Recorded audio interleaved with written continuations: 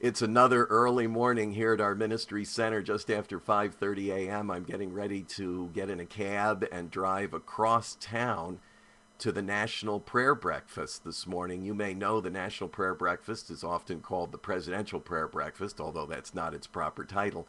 But it's known as that because every president has participated since President Eisenhower in the 1950s. I've been to many a prayer breakfast in the past. I've been with when President Bill Clinton was there and President George Bush a couple of times. This year I'm doing something a little different. Instead of being in the room itself, I will be in the back room, literally in one of the ballrooms in the rear of the building, the Hilton Towers Hotel, where we will have an intercessory prayer team praying for those who are praying, including, of course, those participating in the program, which will include President Obama and former British Prime Minister Tony Blair, who will be bringing the keynote address this morning.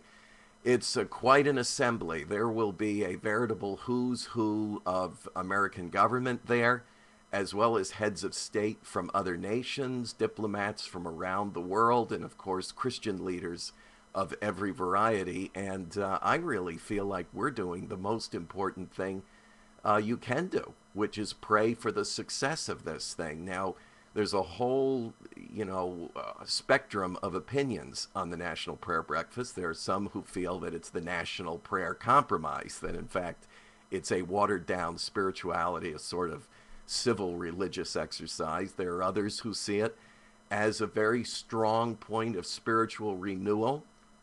How can you lose when you turn your heart and mind to the Lord, especially the leaders of our land? So I'm going to leave that up to God, but I'm going to be praying this morning with a team of intercessors that includes one of our allied ministries, Jack Kranz, who's sort of the point man on this. And interestingly enough, because the name of his ministry is Point Man Ministries, he's the guy I was with yesterday for breakfast at the Supreme Court. Jack is just a great guy. He's one of our allied ministries, has a permanent presence here at our ministry center, and he's actually in charge of this. So he gave me a late invitation. I just thought, hey, that's a wonderful, wonderful assignment to go and to pray that this prayer breakfast will be a success. I remember talking to one of the women who led the behind-the-scenes intercessory prayer for each Billy Graham crusade and how important that was. So